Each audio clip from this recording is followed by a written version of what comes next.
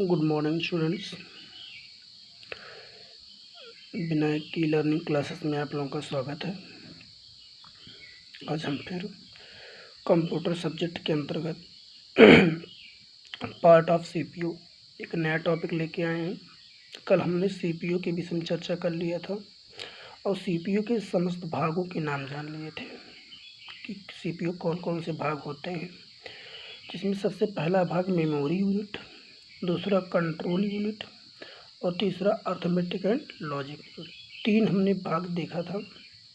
आज इन्हीं तीनों भागों को विस्तार पूर्वक देखेंगे कि मेमोरी यूनिट क्या होती है, कंट्रोल यूनिट क्या होती है और अर्थमेटिक एंड लॉजिक यूनिट क्या होती है।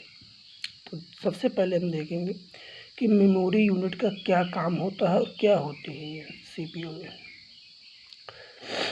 तो मेमोरी यूनिट सीपीयू का वह भाग होता है मतलब सीपीयू का ही भाग है, ऐसा भाग है जो कंप्यूटर के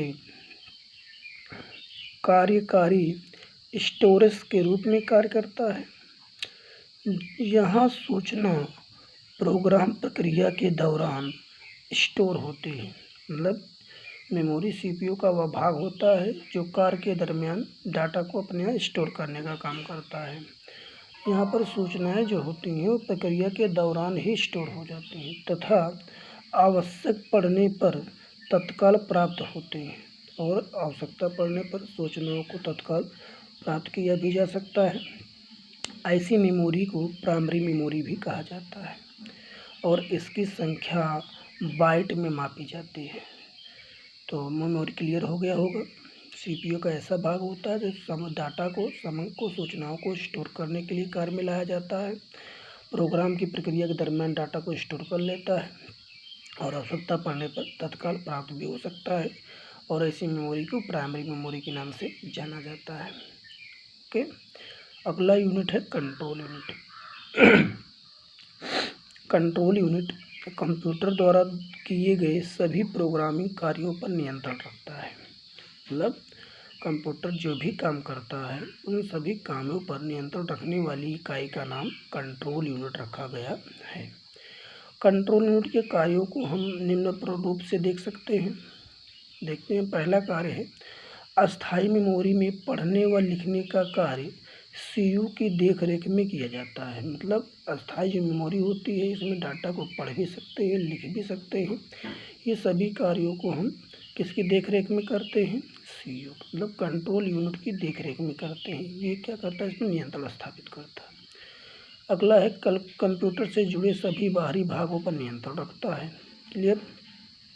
बाहरी भाग जैसे इनपुट डिवाइस, आउटपुट डिवाइस, जितनी भी डिवाइसेस होती हैं सब पर नियंत्रण कौन रखता है? सीयू। सूचनाओं के आदान प्रदान पर नियंत्रण रखता है। क्लियर हो गया होगा। गणितीय एवं तार्किक कार्यों पर भी नियंत्रण रखता है। तो ये कंप्यूटर के समस्त कार्यों पर नियंत्रण रखने का काम करता है। आदि जो भी कार्य होते हैं, सीयू। क्लियर हो गया होगा। अगला है arithmetic and logic unit, ALU. ALU का मुख्य कार्य संख्याओं का जोड़ना, घटाना, गुणा करना एवं भाग करना है। मतलब एएलयू का जो मुख्य कार्य होता है अर्थमेटिक का, उसमें संख्याओं को जोड़ने के लिए, घटाने के लिए, गुणा भाग करने के लिए प्रयोग में लाया जाता है। इसका दूसरा कार्य ये तार्कीय है। मतलब ये जो दूसरा कार्य करता है वो तार्किक रूप में करता है, तर्कीय रूप में करता है। इसमें दो संख्याओं की तुलना की जाती है। मतलब तार्किक के अंतर्गत दो संख्याओं की तुलना करती है। ठीक है।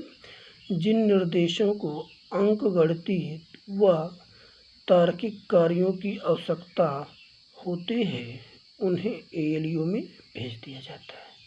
मतलब जिन निर्देशों को देखा जाता है कि इसमें जोड़ना है, घटाना है, तुलना करना है, तर्क लगाना है, ऐसे कार्यों की जब भी आवश्यकता होती है तो उसे कहाँ भेज दिया जाता है? एएलयू में भेज दिया जाता है। क्लियर?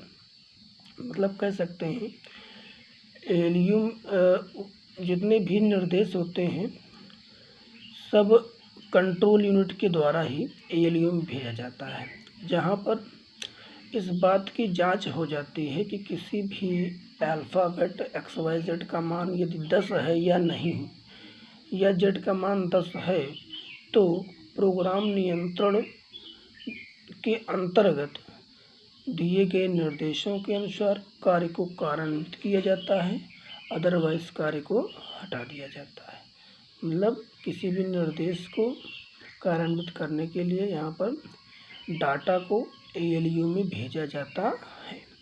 क्लियर हो गया होगा।